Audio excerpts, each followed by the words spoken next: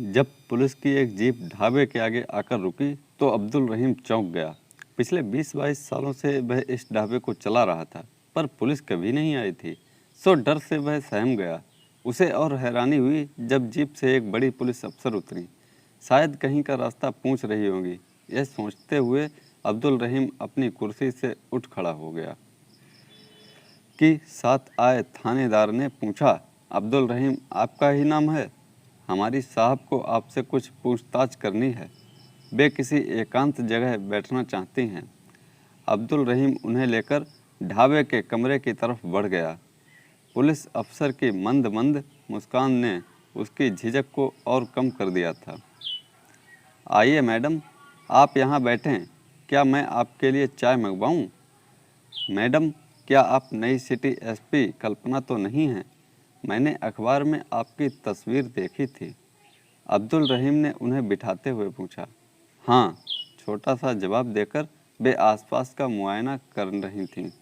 एक लंबी चुप्पी के बाद कल्पना ने अब्दुल रहीम से पूछा, क्या आपको ठीक 10 साल पहले की वह होली याद है जब एक 15 साला लड़की का बलात्कार आपके इस ढाबे के ठीक पीछे वाली दीवार के पास ही हुआ था?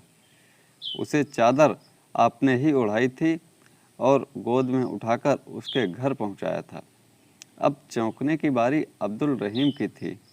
पसीने की एक लड़ी कनपटी से बहते हुए पीठ तक जा पहुंची। थोड़ी देर तक सिर झुकाए मानो विचारों में गुम रहने के बाद उसने सिर ऊपर उठाया। उसकी पलकें भीगी हुई थीं। अब्दुल रहीम देर तक आसमान में घूरता रहा। मन सालों पहले पहुंच गया। होली की दोपहर थी। सड़क पर रंग खेलने वाले कम हो चले थे। इक्का दुक्का मोटरसाइकिल पर लड़के शोर मचाते हुए आते जाते दिख रहे थे। अब्दुल रहीम ने उस दिन भी ढाबा खोल रखा था। वैसे ग्राहक ना के बराबर आए थे। होली का दिन जो था, दोपहर होती देख अब्दुल रहीम ने भी ढाबा बंद कर घर जाने की सोची कि पिछवाड़े से आती आवाज़ों ने उसे ठिठकने पर मजबूर कर दिया। 4 लड़के नशे में चूर थे। पर यह क्या, वे एक लड़की को दबेचे हुए थे। छोटी बच्ची थी, शायद 14-15 साल की। अब्दुल रहीम उन चारों लड़कों को पहचानता था। सब निठल्ले और आवारा थे। एक पिछड़े वर्ग के नेता के साथ लगे थे और इसलिए उन्हें कोई कुछ नहीं कहता था। वे यहीं आसपास के थे। चारों छोटे मोटे जुर्म कर अंदर बाहर होते रहते थे। रहीम जोर शोर से चिल्लाया, पर लड़कों ने उसकी कोई परवाह नहीं की। बल्कि एक लड़के ने ईंट का एक टुकड़ा ऐसा चलाया कि सीधे उसके सिर पर आकर लगा और वह बेहोश हो गया। आंखें खुली तो अंधेरा हो चुका था। अचानक बच्ची का ध्यान आया। उन लड़कों ने तो उसका ऐसा हाल किया था कि शायद गिद्ध भी शर्मिंदा हो जाएं। बच्ची शायद मर चुकी थी। अब्दुल रहीम दौड़कर मेज पर ढका एक कपड़ा खींच लाया और उसे उसमें लपेटा। पानी के छींटे मार मार कर कोशिश करने लगा कि शायद कहीं जिंदा हो। चेहरा साफ होते ही वह पहचान गया कि यह लड़की गली के आखिरी छोर पर रहती थी। उसे नाम तो मालूम नहीं था, पर घर का अंदाज़ा था। रोज़ ही तो वह अपनी सहेलियों के संग उसके ढाबे के सामने से स्कूल जाती थी। बच्ची की लाश को कपड़े में लपेटे अब्दुल रहीम उसके घर की तरफ चल पड़ा। रात गहरा गई थी। लोग होली खेलकर अपने अपने घरों में घुस गए थे, पर वहाँ बच्ची के घर आगे भीड़ जैसी दिख रही थी। शायद लोग खोज रहे होंगे कि उनकी बेटी किधर गई। अब्दुल रहीम के लिए एक एक कदम चलना भारी हो गया था। वह दरवाजे तक पहुंचा कि उससे पहले लोग दौड़ते हुए उसकी तरफ आ गए। कांपते हाथों से उसने लाश को एक जोड़ी हाथों में थमाया और वहीं घुटनों के बल गिर पड़ा। वहाँ चीख पुकार मच गई। मैंने देखा है, किसने किया है? मैं गवाही दूंगा कि कौन थे वे लोग। रहीम कहता रहा, पर किसी ने भी उसे नहीं सुना। मेज पर हुई थपकी की आवाज़ से अब्दुल रहीम यादों से बाहर आया। देखिए, उस केस को दाखिल करने का आर्डर आया है, कल्पना ने बताया। पर इस बात को तो सालों बीत गए हैं मैडम, रिपोर्ट तक दर्ज नहीं हुई थी। उस बच्ची के माता पिता शायद उसके गम को बर्दाश्त नहीं कर पाए थे और उन्होंने शहर छोड़ दिया था। अब्दुल रहीम ने हैरानी से कहा, मुझे बताया गया है कि आप उस वारदात के चश्मदीद गवाह थे। उस वक्त आप उन बलात्कारियों की पहचान करने के लिए तैयार भी थे। कल्पना की इस बात को सुनकर अब्दुल रहीम उलझन में पड़ गया। अगर आप उन्हें सज़ा दिलाना नहीं चाहते हैं तो कोई कुछ नहीं कर सकता है। बस उस बच्ची के साथ जो दरिंदगी हुई उससे सिर्फ वह ही नहीं तबाह हुई बल्कि उसके माता पिता की ज़िंदगी भी बदतर हो गई। सिटी एसपी कल्पना ने समझाते हुए कहा, 2 चाय लेकर आना। अब्दुल रहीम ने आवाज़ लगाई, जीप में बैठे लोगों को भी चाय पिलाना। चाय आ गई। अब्दुल रहीम पूरे वक्त सिर झुकाए चिंता में चाय सुड़कता रहा। आप तो ऐसे परेशान हो रहे हैं जैसे आपने ही गुनाह किया हो। मेरा इरादा आपको तंग करने का बिल्कुल नहीं था, बस उस परिवार के लिए इंसाफ की उम्मीद है। अब्दुल रहीम ने कहा, हाँ मैडम, मैंने अपनी आंखों से देखा था उस दिन, पर मैं उस बच्ची को बचा नहीं सका। इसका मलाल मुझे आज तक है। इसके लिए मैं खुद को भी गुनहगार समझता हूँ। कई दिनों तक तो मैं अपने आपे में ही नहीं था। 1 महीने बाद मैं फिर गया था उसके घर पर। ताला लटका हुआ था और पड़ोसियों को भी कुछ नहीं पता था। जानती हैं मैडम, उस वक्त के अखबारों में इस खबर ने कोई जगह नहीं पाई थी। दलितों की बेटियों का तो अक्सर उस तरह बलात्कार होता था, पर यह घर थोड़ा ठीक ठाक था क्योंकि लड़की के पिता सरकारी नौकरी में थे और गुनहगार हमेशा आज़ाद घूमते रहे। मैंने भी इस डर से किसी को यह बात बताई भी नहीं। इसी शहर में होंगे उस वक्त, सब 20-25 साल के थे। मुझे सबके बाप के नाम पते मालूम है। मैं आपको उन सब के बारे में बताने के लिए तैयार हूँ। अब्दुल रहीम को लगा कि चश्मे के पीछे कल्पना मैडम की आंखें भी नम हो गई थीं।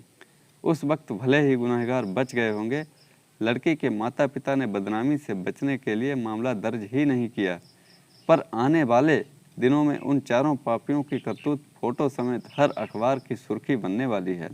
आप तैयार रहें, एक लंबी कानूनी जंग में आप एक अहम किरदार होंगे। कहते हुए कल्पना मैडम उठ खड़ी हुई और काउंटर पर चाय के पैसे रखते हुए जीप में बैठकर चली गईं। आज पहली बार किसी पुलिस वाले को चाय के पैसे देते देखा है। छोटू टेबल साफ करते हुए कह रहा था और अब्दुल रहीम को लग रहा था कि सालों से सीने पर रखा बोझ कुछ हल्का हो गया था। इस मुलाकात के बाद वक्त बहुत तेज़ी से बीता। वे चारों लड़के जो अब अधेड़ हो चले थे, उनके खिलाफ शिकायत दर्ज हो गई। अब्दुल रहीम ने भी अपना बयान रिकॉर्ड करा दिया। मीडिया वाले इस खबर के पीछे पड़ गए थे, पर उनके हाथ कुछ खास खबर लग नहीं पाई थी। अब्दुल रहीम को भी कई धमकी भरे फ़ोन आने लगे थे, सो उन्हें पूरी तरह पुलिस सिक्योरिटी में रखा जा रहा था। सबसे बढ़कर कल्पना मैडम खुद इस केस में दिलचस्पी ले रही थीं और हर पेशी के वक्त मौजूद रहती थीं। कुछ उत्साही पत्रकारों ने उस परिवार के पड़ोसियों को खोज निकाला, जिन्होंने बताया था कि होली के दिन कुछ दिन बाद ही वे लोग चुपचाप बिना किसी से मिले कहीं चले गए थे, पर बात किसी से नहीं हो पाई थी। कोर्ट की तारीखें जल्दी जल्दी पड़ रही थीं, जैसे कोर्ट भी इस मामले को जल्दी अंजाम तक पहुंचाना चाहता था। ऐसे ही एक पेशी में अब्दुल रहीम ने साल भर बाद बच्ची के पिता को देखा था। मिलते ही दोनों की आंखें नम हो गईं। उस दिन कोर्ट खचाखच भरा हुआ था। बलात्कारियों का वकील खूब तैयारी के साथ आया हुआ मालूम दे रहा था। उसकी दलीलों के आगे केस अपना रुख मोड़ने लगा था।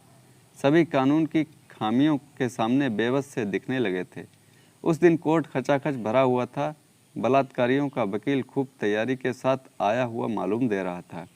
उसकी दलीलों के आगे केस अपना रुख मोड़ने लगा था। सभी कानून की खामियों के सामने बेबस दिखने लगे थे। जनाब, सिर्फ एक अब्दुल रहीम की गवाही को ही कैसे सच माना जाए?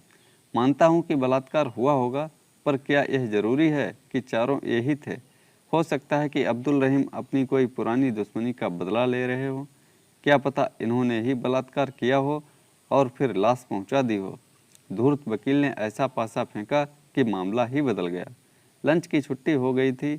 उसके बाद फैसला आने की उम्मीद थी।